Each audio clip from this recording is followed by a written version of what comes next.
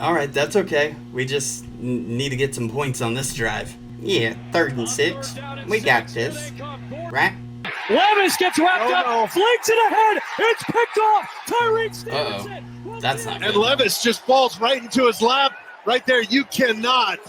Oh, sweet Jesus. Will Levis just went full Carson Wentz, man. You never go full Carson Wentz. Woo!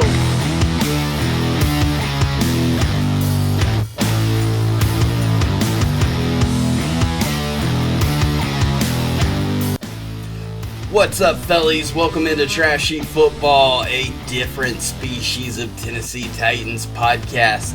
I'm Trashy, and I'm joined, as always, by my co-host, Possum. Hey, buddy. How you holding up, man? I know week 1 was pretty rough. How am I doing? We had a 17-point lead, Trashy, and we blew it. Same old Titans, man. Maybe this defense can pull off a miracle against the Jets. I hope so, man. No need to panic yet, Possum. Remember, week 1 is a liar. We will get into the Jets matchup here in a few minutes. But real quick, let's take a look at the good, the bad, and the fugly from the Titans' loss in Chicago. Lots of fugly. The good was very good. The Titans defense looked spectacular in week 1, not allowing a single offensive touchdown. T'Vondre Sweat looked like an absolute monster, causing major disruptions in the pocket and constantly finding his way into the backfield. The Titans may have stolen the best defensive player of the draft in the 2nd round. If Sweat can continue to dominate like he did on Sunday, teams will have to make some serious decisions on how to get double teams on both him and Big Jeff. Man, I am excited about Meatloaf and Big Jeff up front, dude. I'll admit that. That interior pressure was a big help to the Titans secondary that was shaking off rust after no preseason snaps, and this really being their first time playing together as a whole unit. A tall task with Chicago's dangerous trio of receivers, but it was still one of the best secondary performances we've seen it from the Titans in years. I mean, Snead was all over him, dude. I'll take a few holding calls or interference calls every now and then. It's just nice to not see Trey Avery or Christian Fulton getting torched out there every damn play, you know? Yes, for sure. The bad, however, would come in the form of the Titans' offense. They would trade 3-and-outs with the Bears for their first few drives before finding some success in the running game. Tony Pollard would break off a 26-yard run for a touchdown. Big Papa Pump, Tony Pollard, baby. You know, for all the talk about being even Steven this offseason between him and Spears, you know, and the starters was out there in the preseason, and then week 1, man, it's felt like Tony Pollard's the number 1. You know what I'm saying? Yeah, it has. Which I'm down, dude. He seems pretty legit. Tony Pollard has been averaging over 5 yards a carry, so very legit indeed. The next touchdown would come when Levis would connect with Chig Okonkwo in the back of the end zone on a beautiful diving, twisting catch that Chig made in the air. Came down with it, putting the Titans up 17-0. But that would be the final flash of offensive success for the Titans. Dylan Radins would come out of the game with an injury, and the offensive line would never look the same again from that point on. Dang old Dylan Radins being a difference maker. Ain't that something, you know? Praise Bill Callahan. But commentators did say he was our best offensive lineman, so I guess that's something, huh? Yeah, I think that was probably somebody Googling PFF stats there. But after Radens was gone, the run game would be swallowed up completely in the second half. The Bears were sending a ton of pressure on passing downs, and Levis did not react well at all. You can say that again. Levis seemed flustered and at times drifted into the pressure instead of moving up into the pocket. And this is where we get into the fugly. The turnovers. Not just any turnovers, Trashy. Some of them were real Carson Wentzzy, you know. The Titans would have 4 turnovers, each with a varying degree of fugliness.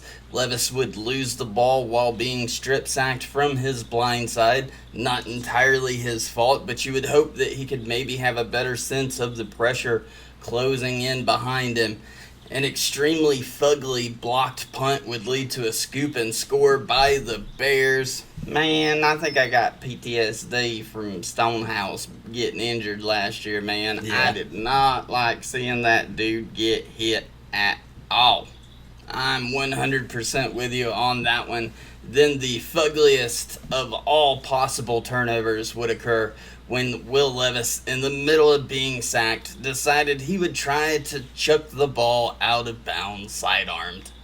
Instead, it would lob directly to cornerback Tyreek Stevenson, who would run it in for a back-breaking pick 6.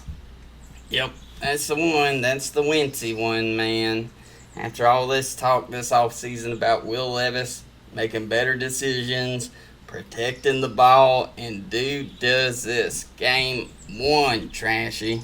Yeah, if Will is going to make it, he's going to have to learn from those mistakes quickly. Levis would close out the game with a final interception. Hard to really blame that one on him, though. That was a last-minute desperation toss-up. All right. Enough about the past. Let's shake it off, man. Tell me, how we gonna beat the Jets, Trashy? Well, it may be just the right time to catch Aaron Rodgers and the Jets. But that's what we said about the Bears, Trashy. I know, but the Jets will have a short week coming off a disappointing Monday Night Football loss 32-19 to the 49ers. Rodgers showed some signs of rust, but not nearly what you would expect for a 40-year-old QB that missed the entire last season. He did seem a little slower in the pocket. His only TD pass came late into the third quarter to wide receiver Alan Lazard, but soon after the Jets decided to rest Rodgers, letting the backup QB finish out the fourth quarter with the game so far out of hand.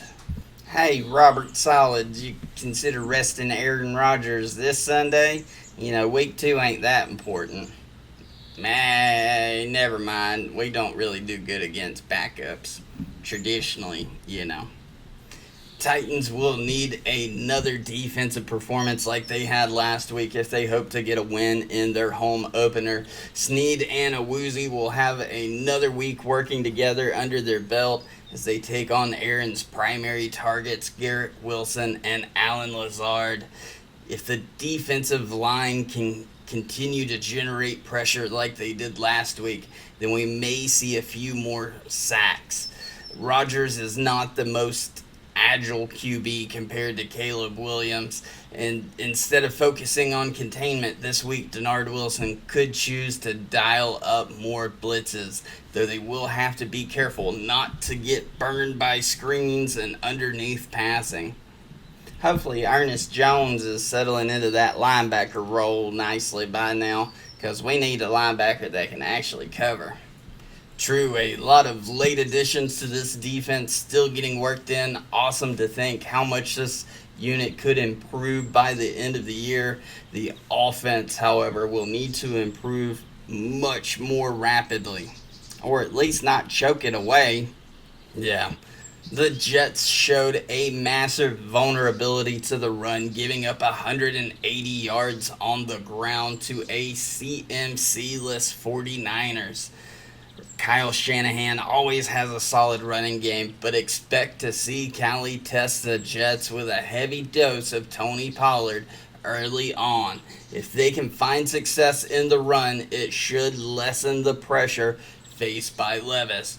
We're going to need him clean and clear-headed because he's going to be throwing into heavy traffic from one of the league's best cornerback duos in Sauce Gardner and DJ Reed. I mean, they're good and all, but if D-Hop's back 100%, they're toast. Wednesday's injury report didn't list Hopkins at all, a good sign that he may be able to play a bigger role than he did last week. But the biggest news on the injury report is that Dylan Radunz was a full participant in practice. A great bit of news for this O-line that needs all the help it can get early on in the season. Thank God, Trashy. I need a win this week, man. I just ate up all the hype this offseason. I'm a crack if we're dead in the water week 2, man. Yeah, I feel ya. What's your final score prediction, Possum? Shooting from the gut, baby. 20-17, Titans win. Really? Okay, well, I'm also going 20-17, Titans win. What? How about that, Trashy? That's gotta be good luck, right? I certainly hope so, but the only superstition I believe in when it comes to game day is that you better subscribe, comment, and click the like button. I'm not gonna say it's the reason that we lost last week, but I'm not saying that it couldn't have been either. It could have been. It's bad karma, dude. I mean, I wouldn't risk it, you know. I mean, you don't want that on your conscience. Definitely not. I mean, just maybe click that button down there. It'd really mean a lot to us. Guys, we appreciate it. We'll see you game day. Tits out, baby. Hooty hoo.